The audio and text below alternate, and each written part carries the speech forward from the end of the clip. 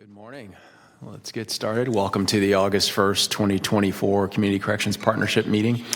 Clerk, would you please call the roll and establish a quorum for us? Member Benson? Present. Member Sullivan? Member Brookins? Present. Member Geller? Present. Member Lutz? Member White? Member Warren? Member Kathari? Present. Member Monk? Here. Member Jones? Here. Member Triplett? Here. Member Walker? Here.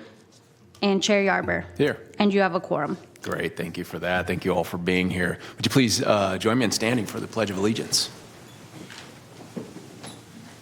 I pledge allegiance to the flag of the United States of America and to the republic for which it stands, one nation, under God, indivisible, with liberty and justice for all.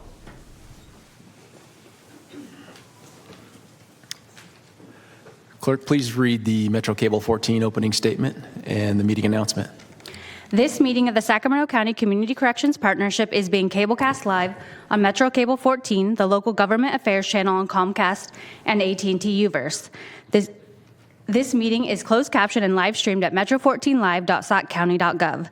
Today's meeting will replay on Sunday, August 3rd at 2 p.m. on Channel 14. This meeting can also be viewed at youtube.com/metrocable14. The partnership fosters public engagement during the meeting and encourages public participation, civility, and use of courteous language. To make a public comment in person, please fill out a speaker request form and hand it to clerk staff. The chairperson will open public comments for each agenda item or call for off-agenda matters. When the chairperson calls your name, go to the podium and make your comment. You may send written comments by email to boardclerk@saccounty.gov. Your comment will be routed to the members and filed in the record. Thank you in advance for your courtesy and understanding of the meeting procedures. Great, thank you. So no opening statements today from the chair, but we'll invite or ask if there are any opening comments from others, any announcements worthy of mentioning. I see none and no one in the queue. Let's jump right in then to our agenda. Clerk, please read item 1 into the record for us. Item number 1 is Community Corrections Partnership Advisory Board update. Great.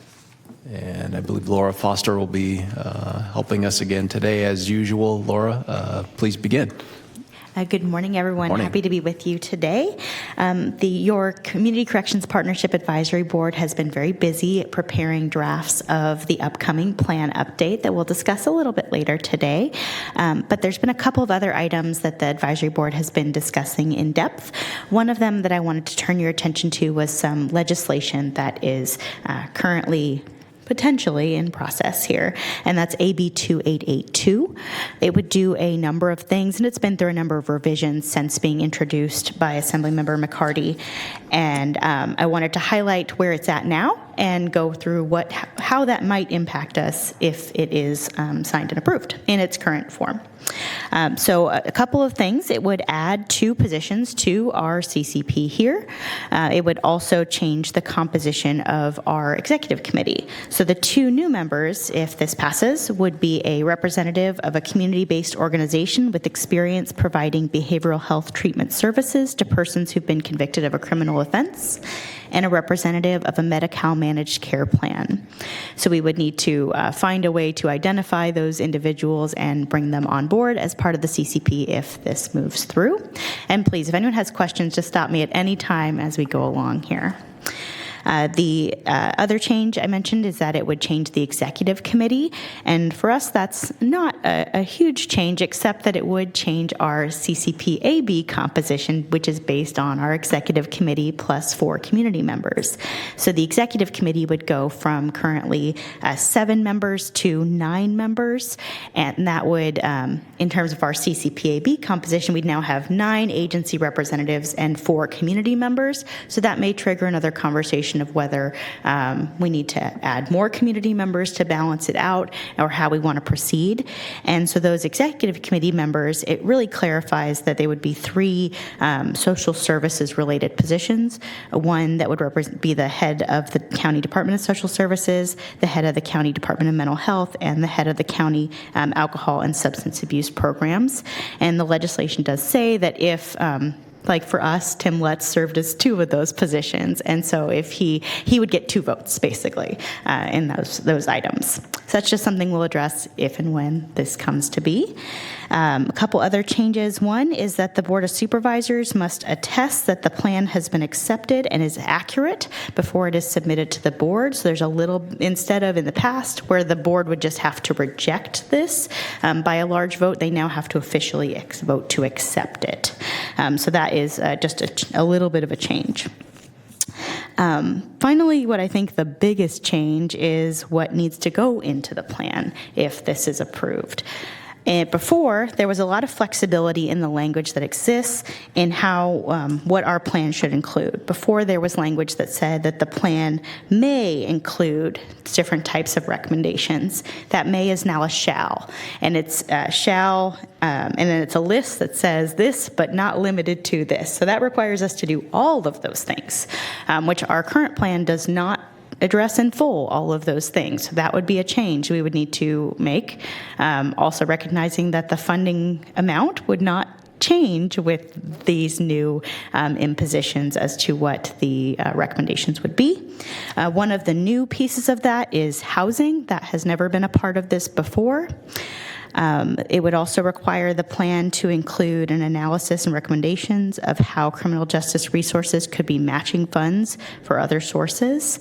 And it would also require, the one that's, I think, most important to this board, quantifiable goals for improving the community correction system, including but not limited to reducing the daily jail population, reducing jail bookings, reducing the average length of jail stay, increasing post-release connections to community-based behavioral health services for persons with a serious mental illness or substance use disorder, and reducing rates of recidivism.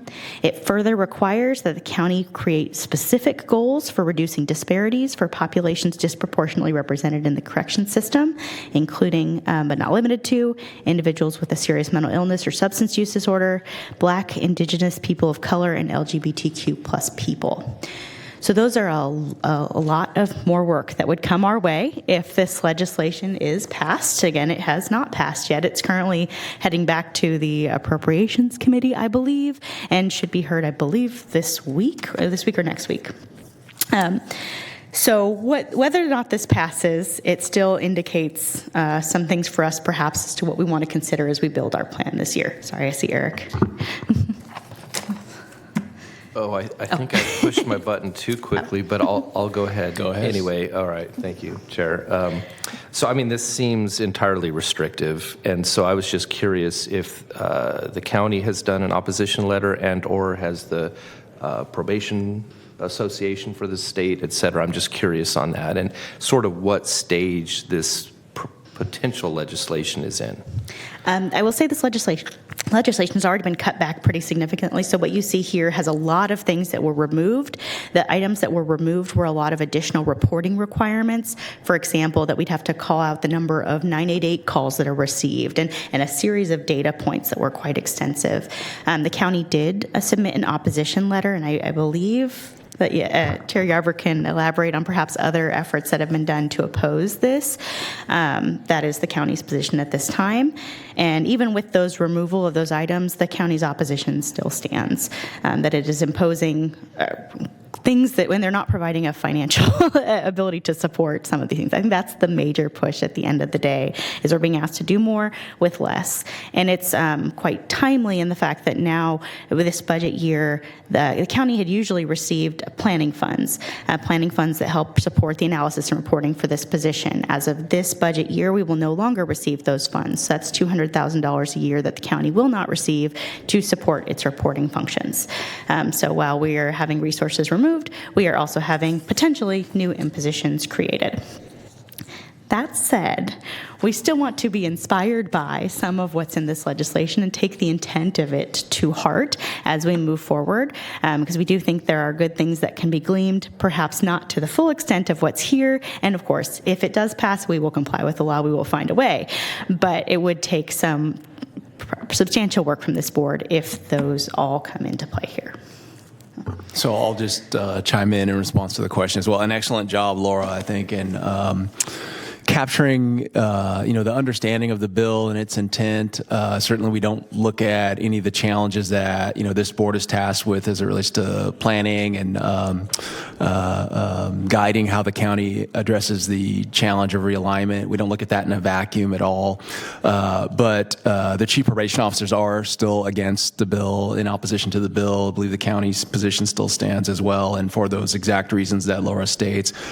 Initially, I think in some of the early versions, this was, really discussed as it relates to, I think the term was almost revisionist history, in that the author and sponsors not recalling that the intent of public safety realignment, especially the allocation pursuant to Assembly Bill 109, was meant to address impacts to the criminal justice system specifically, and that this body would be tasked with then leveraging other funding streams to address what I think they are trying to get at. So things like the Mental Health Services Act, and now, of course, CalAIM and Medi-Cal, how could we better leverage those things, but not necessarily using the allocation of 109 to provide those services.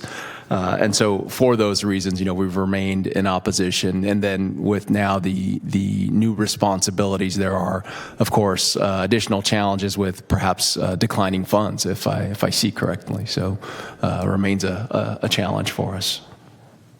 Thank you. Some other things that we've talked about in addition to this legislation is the declining revenues, or that we will very quickly outpace, to even support our current AB 109 programs, we will be outpacing the growth that is received. We expect that probably to get worse before it gets better, right? That's the reality of some of what we're seeing. And of course, things could still change. But that will require the county to make some decisions down the line. And the CCPAB was very mindful of that when bringing forward their plan, their initial thoughts on the plan this year.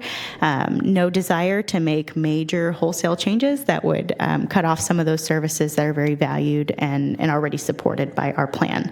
But that's just a reality we're facing as we move forward. We did put into and we'll get into it a little later, so I'll save it for then, but we talked a little bit about the formula for how counties receive funding, and how this year, so of the past couple years, we've gotten around 2% of what the state's allocation is. It's a very specific formula that's divided into certain categories, and right now we're only getting points really in one category, and that's thanks to our probation department. And and I'm happy to bring some more of that back at a future meeting if you'd be interested in talking about it. But the big difference is last year it was 2% of 70 plus million. This year it's 2% of 10 million. So you're fighting for the same percentage, but a much smaller pie. So obviously we're going to see that in these next few years, and we're going to try to do our best to figure out what we can maybe expect in these next few years and where we can see change, because the formulas really reward incremental growth. If you make a really big swing in 1 year, it only helps you for that 1 year. You have to show year over year over year improvement in all of these different categories, and sometimes you're also ranked against the rest of the state. So it's in what is everyone else doing and how do you fit into that. So it can make it really hard to figure out how to achieve the greatest amount of that funding. And mostly we've been in kind of responsive to whatever the number is, we'll just adjust. And so I'm hoping that as we continue to get more information, and we can try to do some better projections for the future. Of course, recognizing it's all based on revenue, and that can change. So. A few other CCPAB-related business. One is that every year you will see applications for community members for the CCPAB. Last year we put that into place, where we have CCPAB members who they are now on 2-year terms. So 2 of those members will come up for renewal this year, and there'll be an opportunity for for new members to come on board. So you'll see an advertisement looking for community members who are interested in serving, and then those applications will come to you in October to vote on those members. There's nothing that precludes our current members from being rechosen, and we will note that on their application whether they're a current member of the CCPAB. That is all that I have for the CCPAB update. Everything else will be touched on in other items. Great. Any other comments or questions? All right. Clerk, as you get settled there, let the record show Member Gordon has joined us this morning. Good morning, Superintendent. How are you? Morning. Thank you. You're very welcome. Clerk, are there any public comments relative to the item? We have no public comments. Great. So let's open and close the public comment for this item, and I believe we can move to item number 2. When you're set, Item- Clerk, go ahead. Thank Item you. number 2 is Prop 47, Local Advisory Committee updates. Thank you. And now back to Laura. So as you may recall, at our last meeting, we discussed that this board would, if the county's pursuing a grant, that grant funding, there's a description of the grant, a lot more detail in your packet today, just for your records about what we applied for.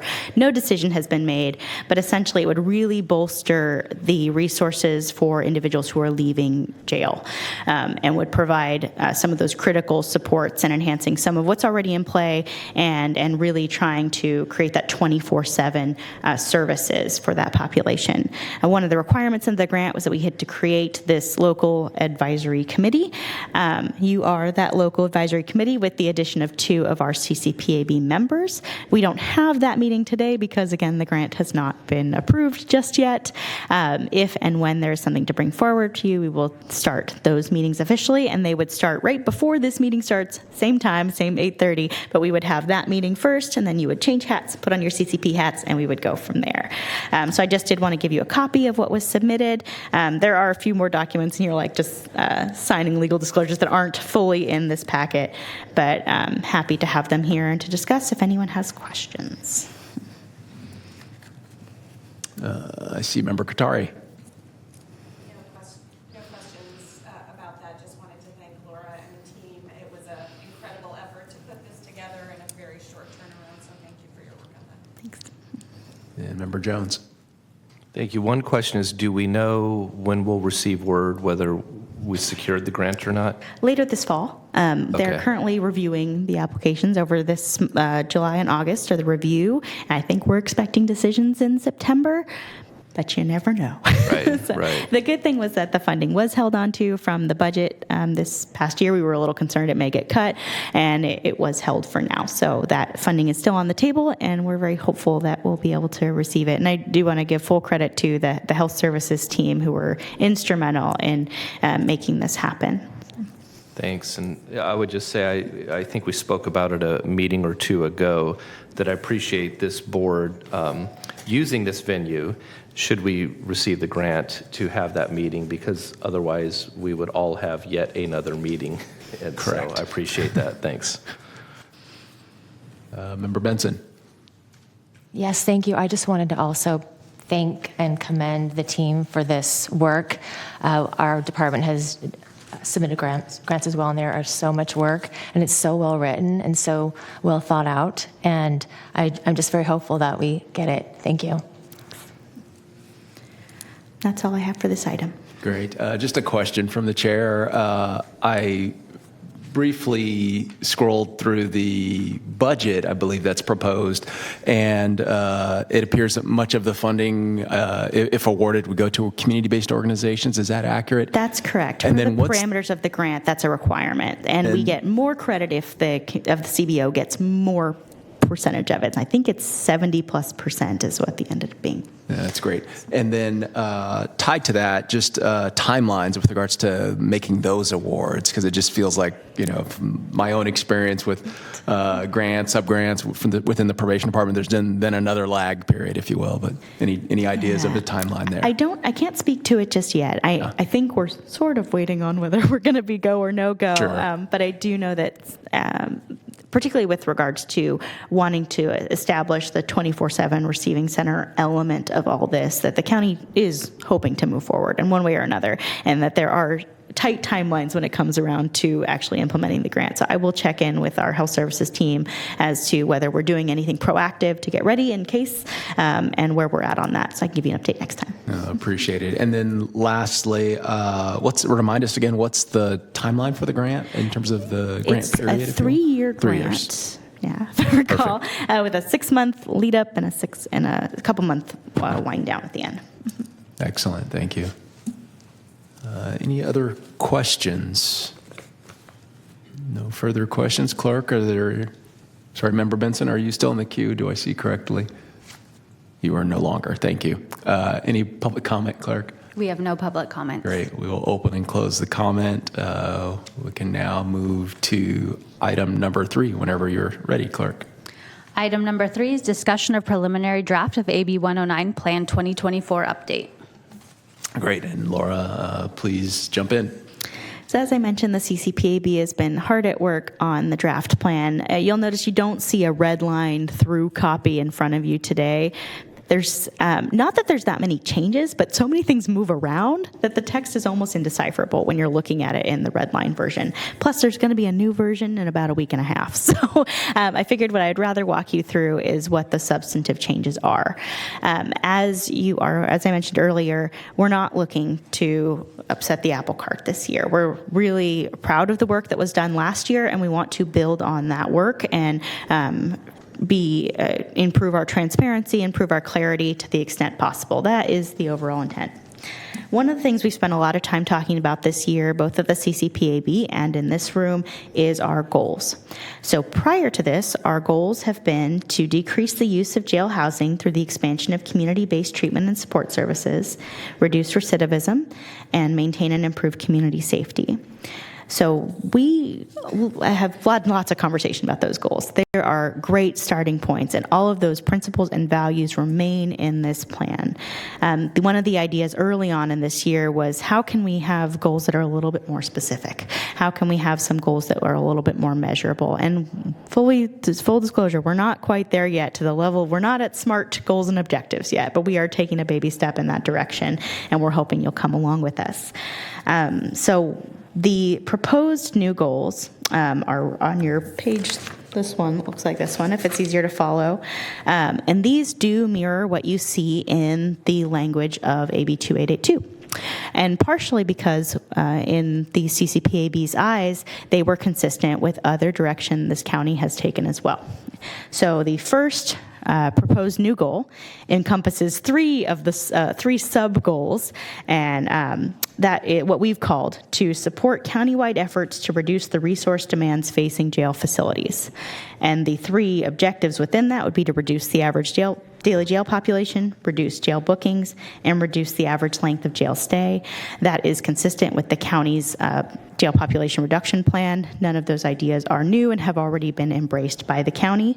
In terms of if, again, that legislation is put through, we will need to make these quantifiable goals, and there is still desire to do that, just not probably able to do it in time for this update. The other 2 goals, reducing recidivism and returns to custody, remains the same, and then increasing post-release connections to community-based behavioral health services for persons with a serious mental illness or substance use disorder.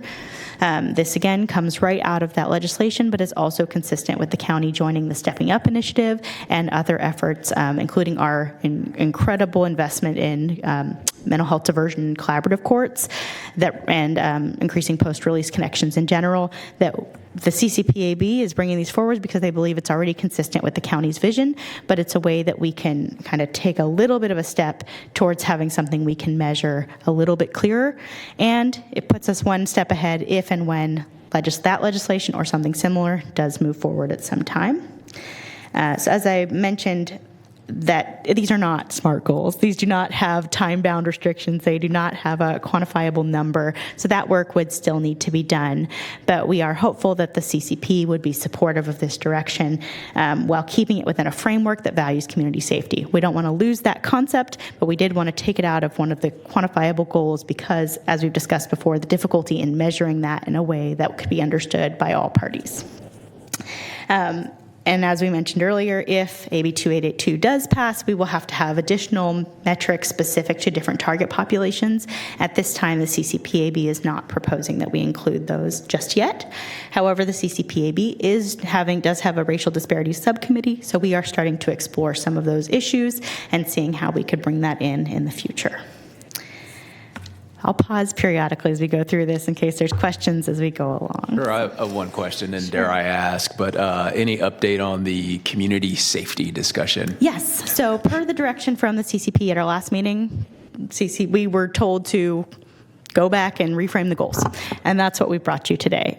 Well, again, not losing community safety, but it's more of a kind of a vision, it's a value, it's more of a guiding concept that all of these things would support. None of these things are done without community safety in mind.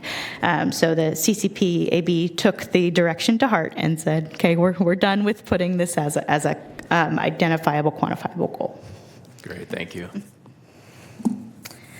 So if nothing else on that, I'll move on to the next section, which is kind of the meat of the report. So in every one of our plan development sections, we have every plan, we talk about how did we get to this plan. So one is going to be an explanation of those goals and objectives that we just talked about and the community safety work that led into that, the community surveys, the research, all of that. The alignment with the recently revised jail population reduction plans and how that fits in here. As we already discussed, the state revenue and growth estimates, that formula, again, bringing some of these things to light, demystifying some of these funding sources so that for our community members who pick this up for the first time and try to understand it, to recognizing, one, how complicated it is and how responsive the county has been to really understanding its position. We also provided some clarity around the county budget processes and the role of the CCP-AB and CCP within it, and that we do not make those, being very clear that we do not make any budget decisions, but by establishing what is and isn't eligible, you do create a framework for what can be reimbursed and cannot be reimbursed. So a lot of thought went into that as well, and recognizing, again, those declining revenues. We mentioned that the work that's been started on racial disparities and elevating the voices of crime survivors. We do have 2 ad hoc committees. They're a little behind the curve. They're going to take a little longer to get up and running. We were pretty focused on community safety for quite some time there, but now those topics have come back up. So I would expect to see more work on that in next year's report. Mostly it'll be discussions about why these topics are important to the CCP-AB and hopefully to the CCP as well. And then the refinement to the inventory of reimbursable expenses, I'll go into just a second, and then community input into the plan. After next week's, week and a half from now, CCP-AB meeting, we will have a draft that is ready to go to the public, just like last year. We'll post it, we'll share it. We encourage everyone, including everyone here, to go through it with a fine-tooth comb and give us some feedback so that at the September CCP-AB meeting, we can bring forward, we can hopefully stamp and approve a draft that we can bring to you in October for approval for a November board approval date. So we're moving along. So the big next section is kind of, again, the piece that I think is of most interest to most folks here. One, there are 3 eligible expense categories under our plan, and those are really unchanged. The first is things that are specific to the AB 109 population in response to that legislation that prompt all of this, not the 2882, but the AB 109 legislation that brought this population into us that we now need to serve and respond to. The 3 items within that are the jail housing support for our AB 109 inmates, supervision of AB 109 inmates, and correctional health services for AB 109 inmates. So those are unchanged. The category B is eligible programs and services that support the county's justice-involved population, so it doesn't have to be AB 109 for category B. Just like last year, category B is going to be prioritized, and I was hoping to potentially hear from this group. In the past, last year, and right now we're undergoing this exercise as well, the CCP-AB has done that prioritization. Each member is ranking these items, and based on whatever those scores come out to be, that's the order it's going to be in. We're in the process of doing a new reprioritization this year because we do have new members, and we recognize this is designed to be dynamic and change every year, and therefore our priority list should as well. I didn't know if it's more appropriate for this body to be the one doing that prioritization after the categories have been brought forward by the CCP-AB, and if there's interest in doing that, I would happily circulate the survey of here's the 8, rank them, and just know that your votes would be included in the next meeting materials. It would be public because we can't do anonymous voting here, but if there's interest in doing that and enough of the CCP would be willing to do that, I think it would be a strong show of leadership from this county to have those prioritization decisions be made by this body. But if there's not interest, we'll keep it with the CCP-AB. So we're open to discussion. Sure. I see Member Qatari in a queue.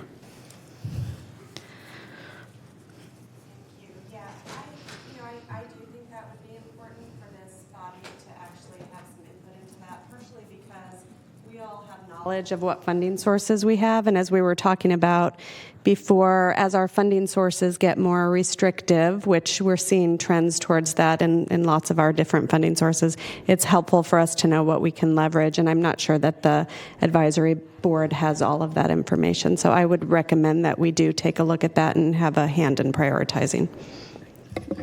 Yeah, other comments?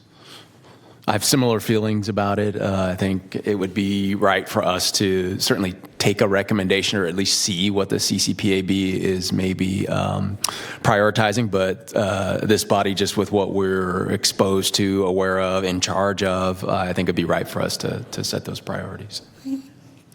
So based on what I'm hearing, and I know we're not doing any formal votes today, but you will see a survey from me in the next couple weeks asking you to rank this list of 8.